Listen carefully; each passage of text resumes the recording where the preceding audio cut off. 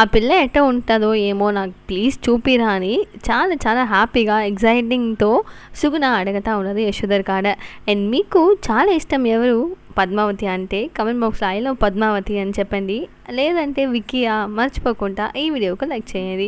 So వచ్చే ఎపిసోడ్లో యశోధర్ చాలా హ్యాపీగా ఉన్నారు. ఎట్టనా ఏమన్నా అవని నేను చాలా హ్యాపీగా పోయి పద్మావతి కలుస్తాను, పెళ్లి చేసుకుంటానని ఒక హ్యాపీ మూడ్లో ఉన్నారు. అండ్ అది లేకుండా పోయి ఇప్పుడు తినే లంచ్ టైంలో పోయి నేను కూడా పద్మావతి కలవాలి, ఏం తీసుకుంటున్నది, ఏం చేసి తింటుంది అని నేను చూడాలని చాలా ఎగ్జైట్మెంట్తో పోతున్నారు. పోయి అక్కడ అందరూ తినేటప్పుడు ఒకే క్యారీ, ఏమిది ఇద్దరు ఒకే క్యారీ ఎత్తుకొని వచ్చినారు, ఏమైంది అని విక్కీ అండ్ పద్మావతి ఇద్దరు కాడ అడుగుతూ ఉన్నారు. అప్పుడు మూర్తి సుమూర్తి అడిగేటప్పుడు అనుమానం అంతా పెట్టుకోబాకండి, ఇది సీజన్ వంకాయ సీజన్, అందువల్ల అందరూ పెట్టుకొని ఉన్నాము, ప్లీజ్ అట్నే ఆపేయండి అంటున్నారు. అండ్ అక్కడ ఈ ఎపిసోడ్ కొంచెం జాలీగానే ఉండింది.